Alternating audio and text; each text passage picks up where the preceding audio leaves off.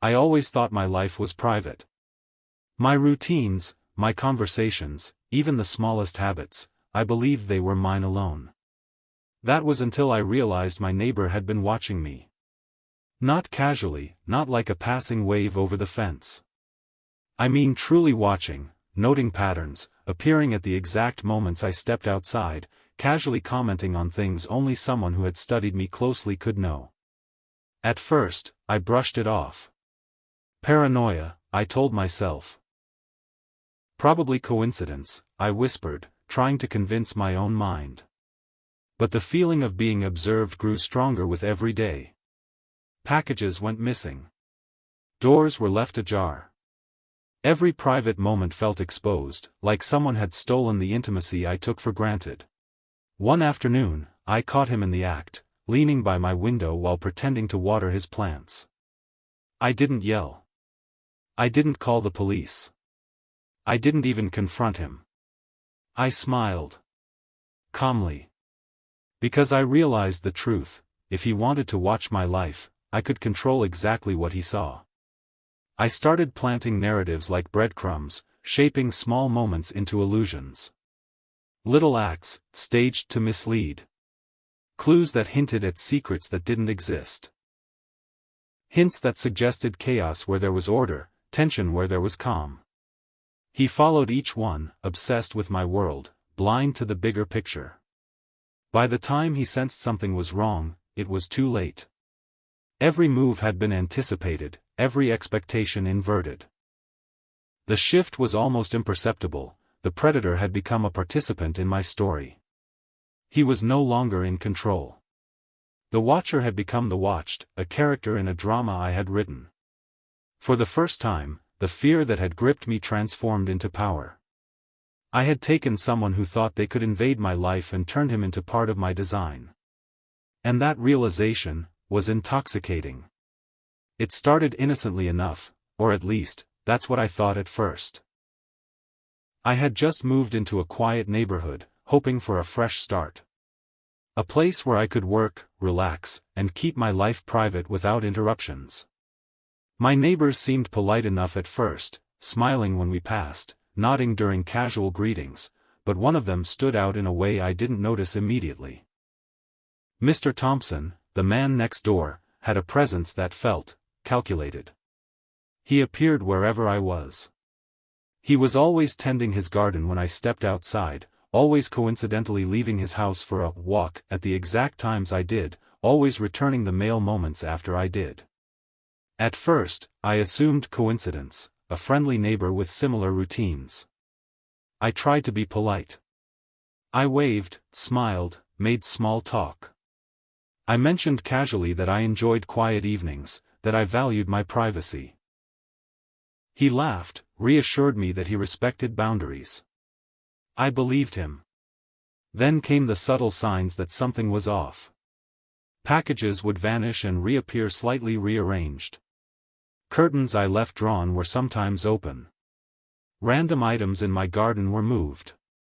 I dismissed it at first, absent-mindedness, forgetfulness, a neighborly misunderstanding.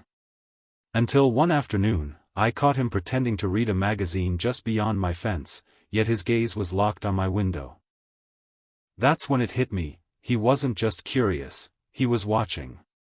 Every move, every habit, every private moment. And I knew a direct confrontation might backfire. Anger or accusations could escalate things, give him the upper hand. I needed a different approach. So I made a decision. I would let him watch, but on my terms. I began observing him as closely as he observed me. I noted patterns. The times he walked past my house, the pauses near my window, the subtle shifts in expression when he thought no one was looking. Slowly, I pieced together the rhythm of his obsession. I was no longer a passive target, I was gathering intelligence, mapping the habits of someone who had underestimated me. It wasn't revenge yet. It was control. Every move I made, every gesture I performed, was designed to feed a narrative he thought he was directing. Small, seemingly casual hints were left for him to notice, a light flicked on at unusual times, a book placed conspicuously on the windowsill, a bag left in a different spot. He noticed, of course. He absorbed it all, confident he understood my life, believing himself the observer, the predator. Meanwhile, I let my life continue as usual, blending reality with carefully staged moments. He became predictable, his arrogance swelling. Each overconfidence-filled glance, each lingering pause near my property, was evidence of his blind certainty. I let him believe he had power. And in doing so, I set the stage for a reversal he would never see coming. The longer I played the game, the more entrenched he became in his imagined control. I subtly manipulated his assumptions, allowing him to misread my intentions, to make small, revealing mistakes. The predator, I realized, was about to become the prey, not through force, but through foresight, patience, and psychological precision. By the time I acted, he wasn't just a nosy neighbor. He was a participant in a story he didn't even know existed. Every observation, every action, every expectation had been anticipated. The shift of power was complete, quiet but absolute. I had turned intrusion into insight, obsession into a lesson. And the satisfaction of that shift, the knowledge that someone who thought he controlled my life was now caught in the narrative I had designed, was intoxicating. Every smile, every casual gesture, every planted hint had worked to dismantle his certainty, to reclaim my privacy, and to reveal the truth: the predator had never been in control. I had always been the one directing the story. By the time the final act arrived, he would understand that watching me had been a trap, a lesson, and a reversal he could not escape. And when that moment came, I would savor it. Not with anger, but with the quiet satisfaction of absolute control, patience rewarded, and the knowledge that power is never in the eyes of the watcher, but in the mind of the one who sees first. For weeks, I watched him, carefully noting his movements. Mr. Thompson's behavior had grown bolder. He no longer hid behind newspapers or gardening tools, he would linger just out of sight, pretending to tie his shoes or adjust a fence post, but his eyes followed every movement I made. At first, I tried to rationalize it. Some neighbors are curious, I told myself. Some are just lonely. But the unease grew each day. Packages were subtly moved, curtains I had closed were nudged open, small personal items rearranged as if to signal his presence. My home, once a sanctuary, felt violated.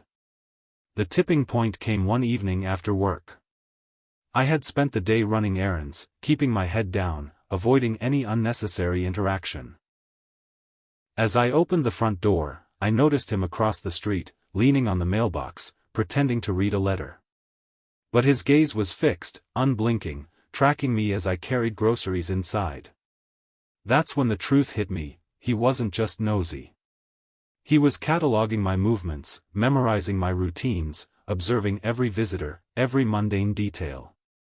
The realization sent a chill through me. He had crossed the line. I confronted him indirectly at first. Subtle hints, nothing overt. Lights left on in rooms he didn't expect.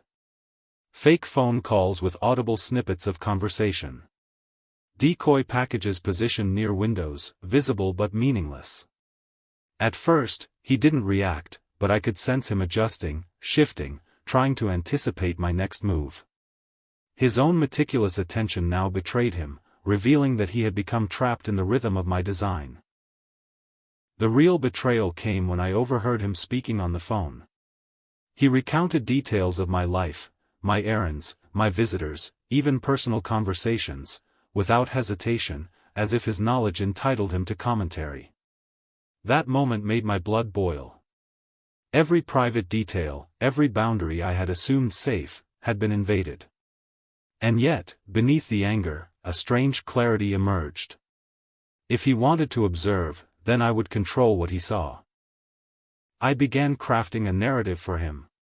Every day, I performed subtle acts, planting hints, leaving traces of information meant to mislead, to manipulate perception. A light left on in a room he didn't expect. A deliberately misplaced item. Casual phone conversations designed to suggest routines that weren't real.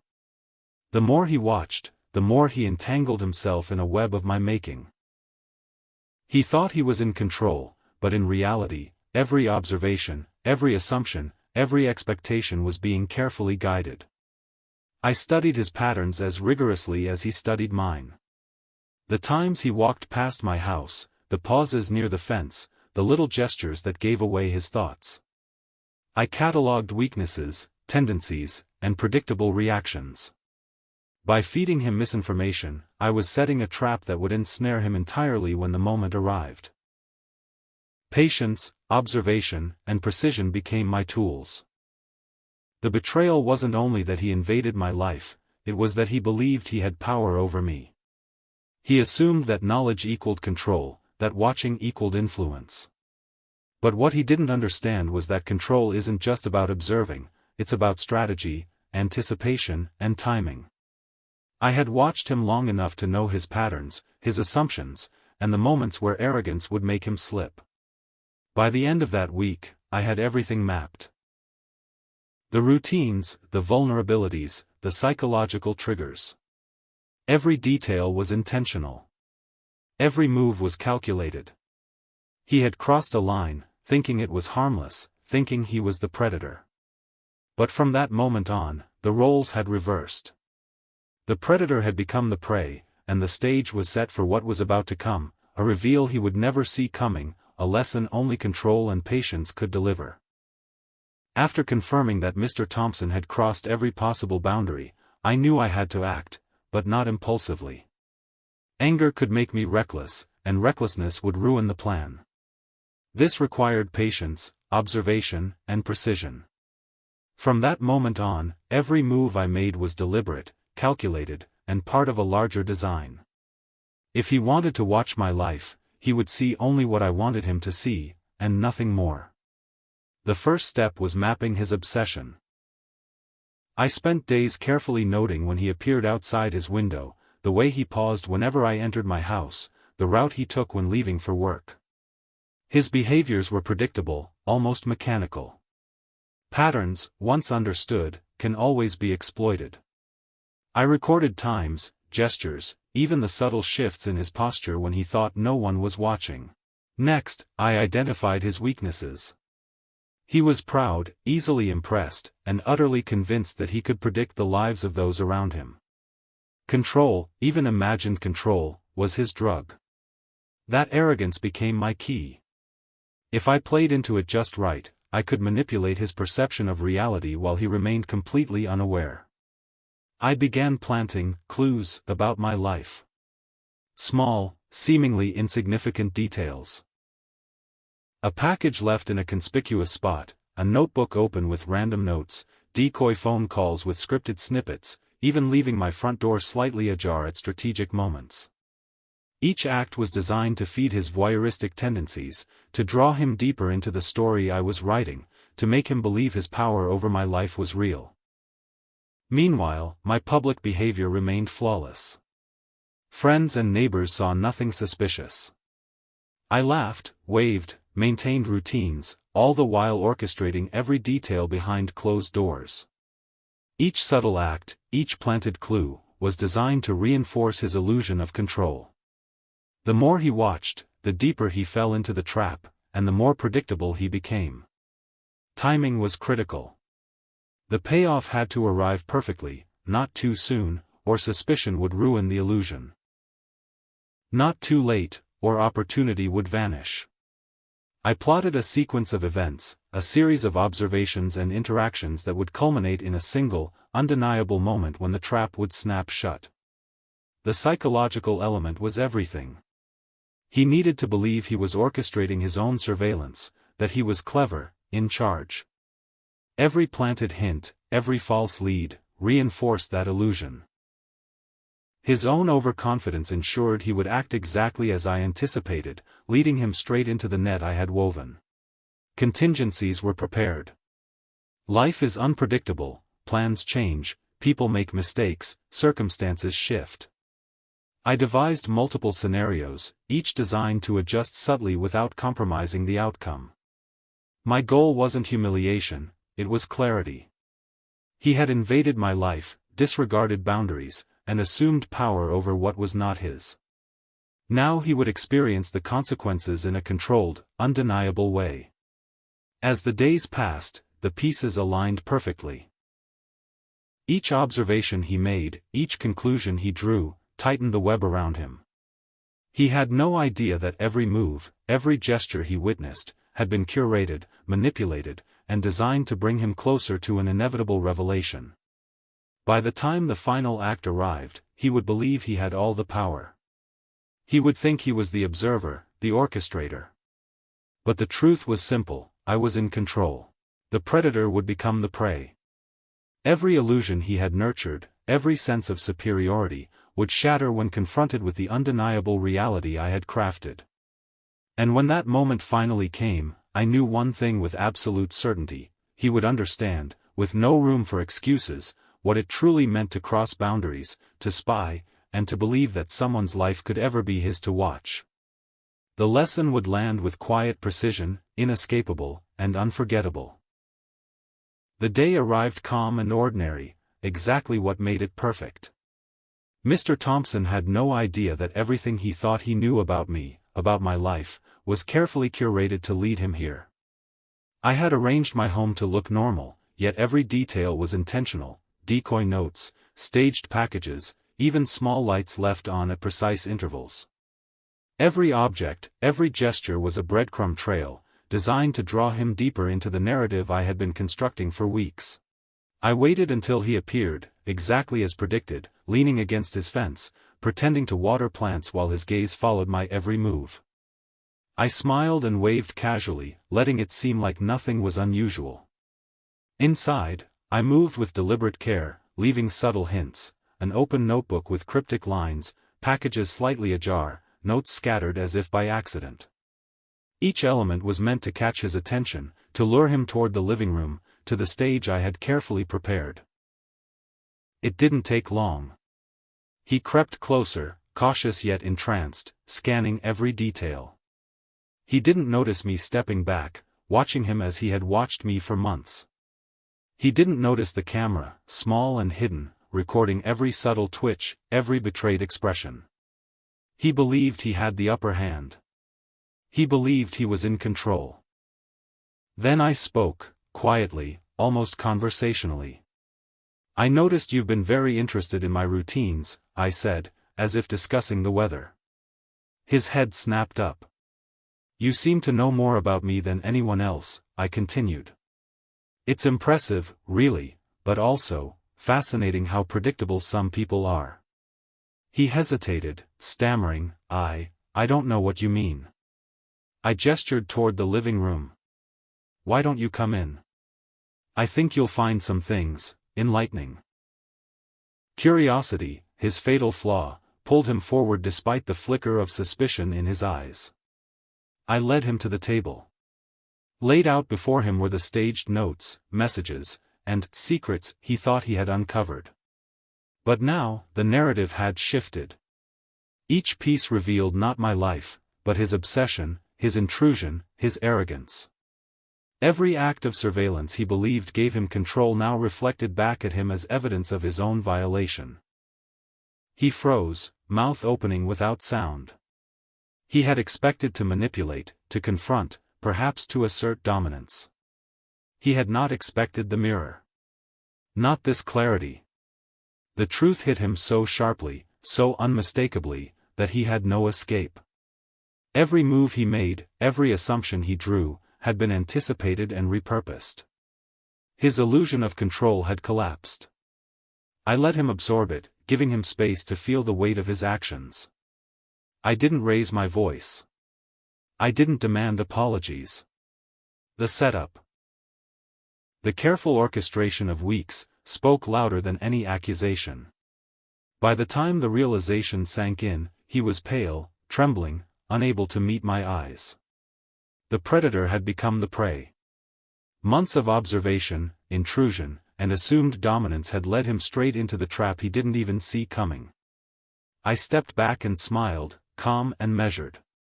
"Now you understand," I said softly. There's a difference between observing a life and controlling it. You've learned the hard way. He nodded, defeated. There was no anger left in him, only a clear awareness of consequences. And in that moment, I understood something profound: revenge isn't about cruelty. It isn't about humiliation or anger. The most powerful form of vengeance is clarity, accountability, and the cold, undeniable confrontation with truth. Mr. Thompson had spied on my life for months. Now, he was finally part of the story he thought he controlled. Every expectation, every assumption, every carefully catalogued routine had led him here. And the lesson, quiet, deliberate, inescapable, would stay with him forever. Observation without permission, control without consent, and arrogance without foresight had consequences. I walked away, calm, leaving him to sit in the weight of his own obsession, and for the first time in weeks, I felt the full measure of power, not in cruelty, but in careful, unyielding truth. The room was quiet now. Not the polite silence of a casual conversation, but the heavy, suffocating stillness of truth confronted. Mr. Thompson stood frozen, staring at the table where every clue he thought he had discovered was laid bare, but in ways he hadn't anticipated. Each staged note, each fabricated message, every small planted secret, revealed not just what he had done, but how predictable, careless, and intrusive he had truly been. He had imagined himself clever, thinking he could monitor my life without consequence. He believed he could remain invisible, that his obsession would remain his secret advantage. But the trap I had set was more than evidence, it was a mirror. In that mirror, he finally saw himself as he really was, a man consumed by voyeurism, arrogance, and entitlement, performing unwittingly for a story that I controlled. I stepped back, letting the weight of the setup settle. "You've watched my life for months," I said softly, "thinking you were in control. But control isn't observation. Control isn't knowing what someone does. Control is understanding responsibility, trust, and boundaries. You've crossed every line, and now, you're facing the consequences." His face went pale. His voice trembled. I didn't think it would. I didn't. Exactly. That was the point. The real shock, the twist, wasn't that I had caught him, it was what he realized next. By watching, by obsessing over my life, he had become part of a narrative he didn't control. Every expectation he had about me, every assumption he had made about my routines, had been anticipated, manipulated, and used against him.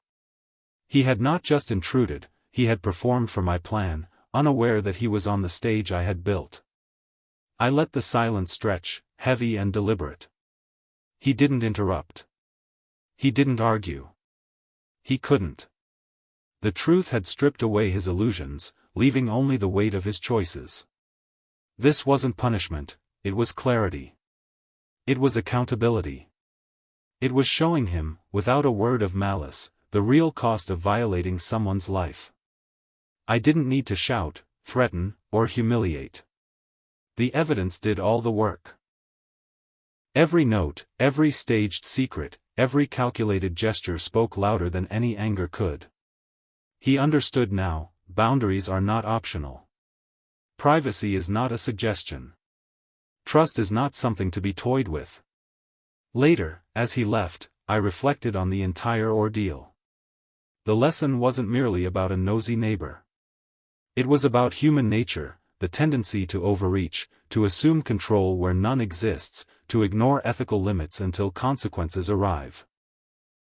Obsession may feel harmless to the observer, but to the one being watched, it is a violation of trust, space, and dignity.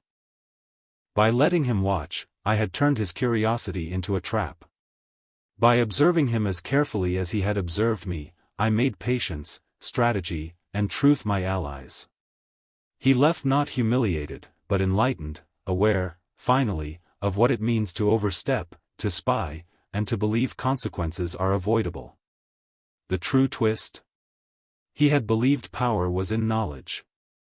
But the real power had always been in patience, in planning, in clarity. The predator had become the prey. And in that quiet victory, I felt something rare, satisfaction not born of anger, but of justice, reflection, and the undeniable knowledge that when someone violates your life, the careful orchestration of truth can be far more potent than rage. Boundaries exist for a reason. Respect is not optional. And the final word, patient, deliberate, inescapable, always belongs to truth.